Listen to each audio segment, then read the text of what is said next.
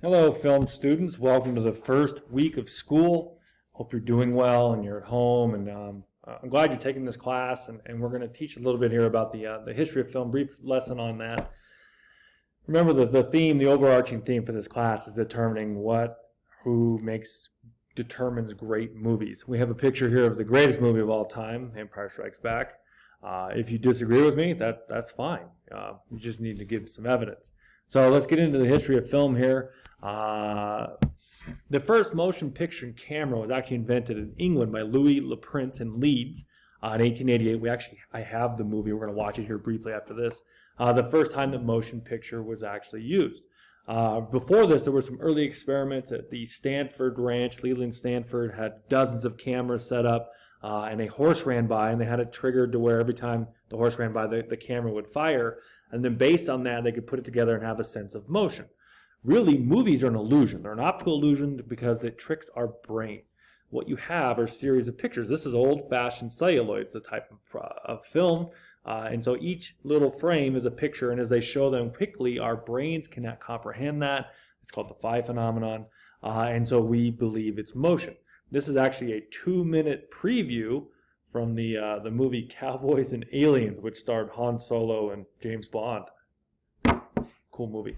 Anyway, the Kinetoscope debuted in 1893 at Chicago's World Fair. The problem, though, is you had to look through a peephole to watch it. So you'd watch a little movie and you'd kind of watch it, and when you see the motion, and it would trick people.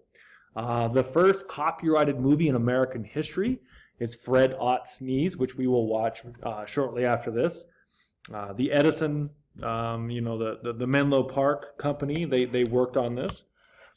Louis and Auguste Lumiere created the cinematograph, French word, which projected the film. Instead of looking into a peephole, you could shine a light and project it onto the wall and watch it as an audience. And you could have a social gathering and enjoy a movie together. Just not today because of, the Roni. Robert William Paul invented the film projector, and then Thomas Edison, doing his Edison thing, taking other people's inventions and making them better, invented the Kinetoscope, his projection invention, the same year. So here's the first movie ever made. 1888, Round Hay Garden Scene. There you go. Not groundbreaking, but that was an amazing technological advance at that time. For people to be able to move and watch that, and it's getting slow here. And then we have now Fred Ott Sneeze, which it's kind of ironic. This is the first copyrighted film in American history. The introduction and the post-production of the Library of Congress is actually longer than the movie. So here's Fred Ott Sneeze. Enjoy. From the Library of Congress in Washington, D.C.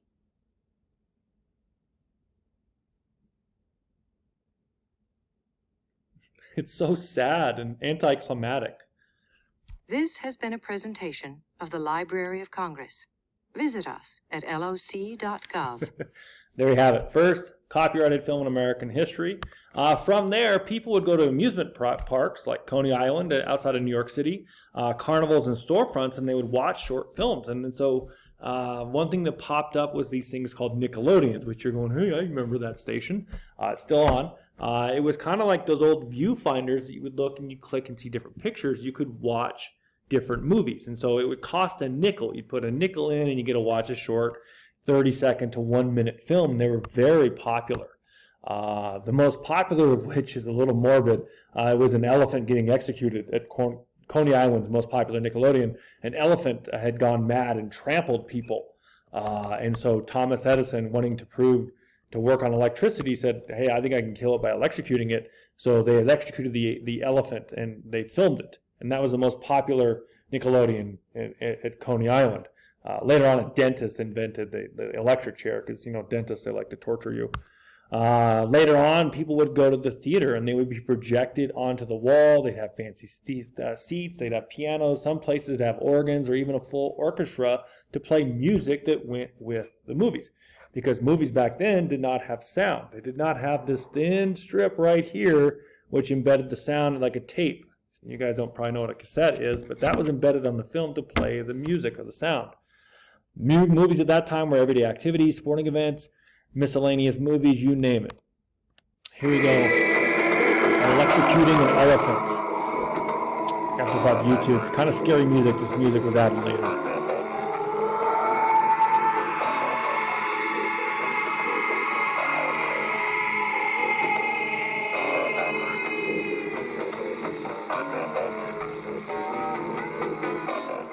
And I know what you're thinking, that poor elephant, but it trampled people. It killed people. You're like everyone else, aren't you? You go to the movies and you're like, if that dog dies, I swear I'm walking out. If you've ever seen Independence Day, aliens nuke New York City and Washington, D.C., but there's a dog in Los Angeles, and people are like, I swear if that dog dies. Ask anybody. The saddest movies of all time, Marley and Me, Old Yeller, I Am Legend, all have animals dying.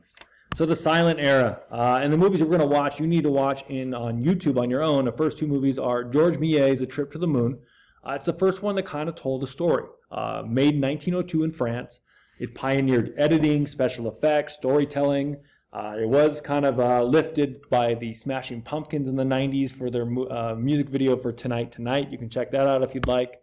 And then the American one, the next year, is Edwin S. Potter's The Great Train Robbery, which was the first Western, but it wasn't an old Western. It was actually based on a train robbery just a couple years before.